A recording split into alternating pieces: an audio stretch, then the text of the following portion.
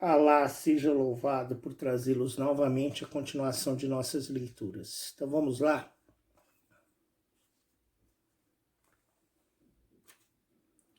Duzentésima, 68ª noite. Principiou a história novamente Sherazade da seguinte forma. A princesa Giuiare ficou sempre na ilha onde a vira o rei da Pérsia, e aí a foi encontrar o oficial que a procurara e que não tardou a voltar com ela e suas criadas. O rei de Samandal, logo que ela chegou, abraçou e disse-lhe: Filha, escolhi-vos um esposo. É o rei da Pérsia, que presente está, o monarca mais completo do universo. A preferência que vos deu sobre todas as outras princesas nos obriga, a vós e a mim, a manifestar-lhe o nosso reconhecimento. Senhor, replicou a princesa Giuiare, Vossa Majestade bem sabe que nunca faltei ao respeito que devia a tudo que exigiu da minha obediência. Estou ainda pronto a obedecer e espero que o rei da Pérsia se dignará a esquecer-se do mau tratamento que lhe dei. Parece-me que ele é bastante justo para não imputar senão a necessidade da minha obrigação. Celebraram-se as núpcias no palácio da Cidade dos Encantos com solenidade esplendorosa. Todos os amantes da Rainha Mágica, que tinham recobrado a sua primitiva forma no instante em que ela cessara de viver, vieram assistir a ela e dar agradecimentos ao rei da Pérsia, à Rainha Gulnari e ao rei Salé. Eram todos filhos de reis ou príncipes ou de uma ordem muito distinta. O rei Salé finalmente acompanhou o rei de Samandal ao seu reino e deu-lhe posse dos seus estados. Quanto ao rei da Pérsia, satisfeito em extremo, partiu para o seu país com a rainha Giuiare. Gulnari, Farache e as princesas que lá ficaram até o rei Salé ir buscá-las e levá-las para o seu reino submarino. Porém, Sherazade inicia uma nova história. História de Ganem, filho de Abu, o escravo de amor. Senhor, disse Sherazade ao sultão das Índias, havia antigamente em Damasco um mercador que pela sua indústria e pelo seu trabalho ajuntara grandes cabedais de que vivia com muita honra. Abu Aibu, este era o seu nome, tinha um filho e uma filha. Ao filho, chamado Ganem, deram-lhe mais tarde o sobrenome de escravo de amor. Era forte e gentil, e o seu espírito naturalmente excelente. Fora cultivado por bons mestres que em seu país, que seu pai cuidara em dar-lhe. Quanto à sua filha, a essa chamavam-lhe Força dos Corações, porque era dotada de beleza tão perfeita que todos os que a viam não podiam deixar de amá-la. Morreu Abu Aibu, deixando riquezas imensas, de que 100 cargas de brocados e outros estrofos de seda que se acharam no seu armazém eram somente a mínima parte. Estavam as cargas todas feitas e sobre cada fardo lia-se em letra maiúscula, para Bagdá.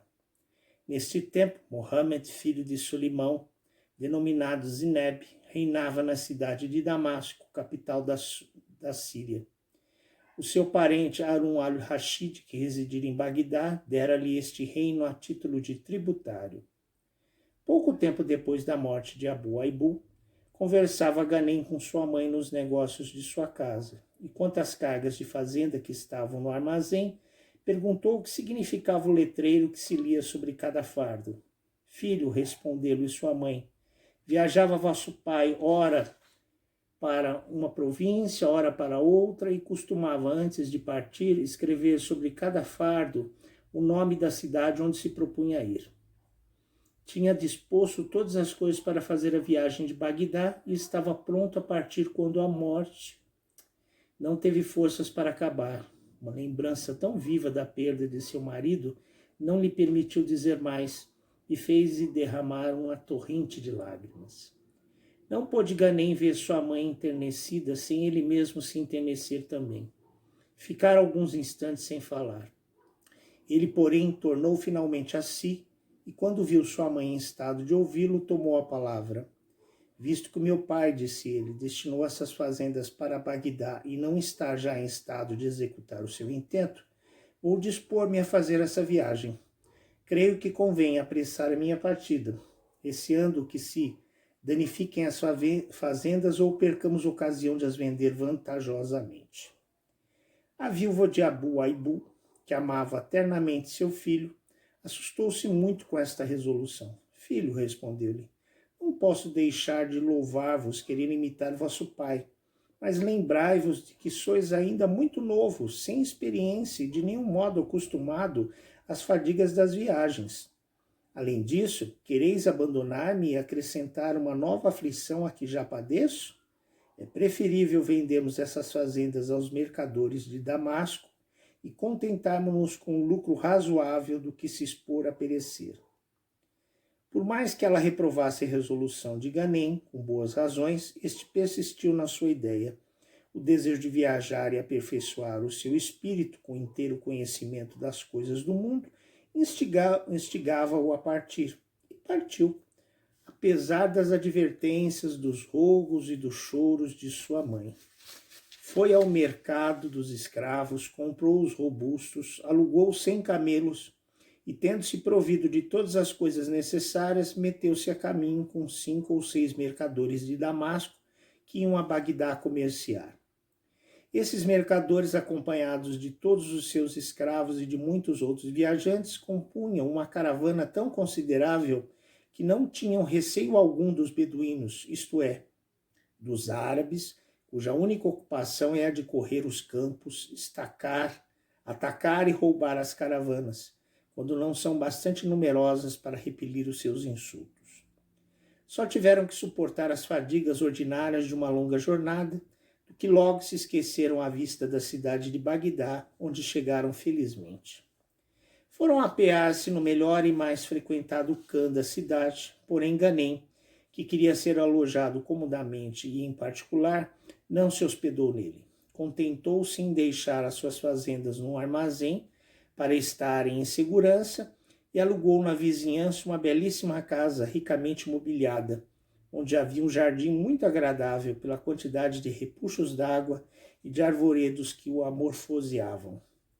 Alguns dias depois de ter se estabelecido nessa casa e de haver-se inteiramente restabelecido da fadiga da viagem, vestiu-se com esmerado asseio e dirigiu-se ao lugar público onde se reuniam os mercadores para vender ou comprar fazendas. Seguiu um escravo que trazia uma trouxa de muitas peças de estofo e de panos finos. Os mercadores acolheram Ganem com muita cortesia e o seu chefe, ou síndico, a quem logo se dirigiu, viu e comprou-lhe todas as peças que trazia na trouxa pelo preço marcado no letreiro que estava preso a cada uma. O negócio continuou-lhe a correr com tal felicidade que todos os dias, apenas chegava, logo vendia sua mercadoria. Restava-lhe somente um fardo que mandara retirar do armazém e trazer para sua casa, quando um dia, indo à praça, achou as lojas todas fechadas. Pareceu-lhe isso extraordinário. Perguntou a causa e disseram-lhe que um dos primeiros mercadores, muito conhecido, morrera e que todos os outros, segundo o costume, tinham ido ao seu enterro. Perguntou Ganem pela mesquita onde se devia fazer oração ou de onde o corpo devia ser levado ao lugar da sepultura. Informado disto, mandou para sua casa o fardo das fazendas e tomou o caminho da mesquita. Chegou ao tempo em que a oração, feita numa sala forrada de cetim preto, não estava ainda acabada. Logo que o foi, levaram o corpo, que a parentela acompanhada dos mercadores e de Ganem seguiu até o lugar da sepultura, situado fora da cidade e muito distante. Era um edifício de pedra em forma de zimbório, destinado a receber os corpos de toda a família do defunto, mas muito pequeno, de modo que tinham armado barracas em volta para que toda a gente estivesse abrigada durante a cerimônia. Abriu-se a cova e meteram nela o corpo, tornando-a depois a fechar. Em seguida, o imã e os outros ministros da mesquita entraram na principal barraca e aí, sentando-se em almofadas colocadas em círculo, rezaram o resto das orações e fizeram a leitura dos capítulos do Alcorão, prescritos para o enterro dos mortos. Os parentes e os mercadores à imitação daqueles ministros, assentaram-se em volta por detrás deles. Era quase noite quando tudo acabou. Ganem, que não esperava que a cerimônia durasse tanto tempo, principiava a inquietar-se, e a sua inquietação cresceu de ponto quando viu que se servia um banquete em memória do defunto, conforme o uso de Bagdá, e lhe disseram que as barracas não foram só armadas por causa do ardor do sol, mas também para evitar o relento, porque não voltariam para a cidade senão no dia seguinte, o que muito o assustou. Sou estrangeiro, disse consigo, e passo por um mercador rico. Podem os ladrões aproveitar-se da minha ausência e ir saquear minha casa. Pode também tentar os meus escravos uma tal bela ocasião. Não tem mais que fugir com todo o ouro que recebi das minhas fazendas. Sumamente ocupado com esses pensamentos, comeu alguma coisa à pressa e deixou a companhia sem ser percebido. Percebendo que era dia, cessou Sherazade de falar, prosseguindo na noite seguinte. Ai, que bom que a história de Beder e da princesa Juyari terminou muito bem. E agora, Sherazade inicia a história de Ganem, mercador de Damasco, que vai a Bagdá comerciar as mercadorias de seu pai.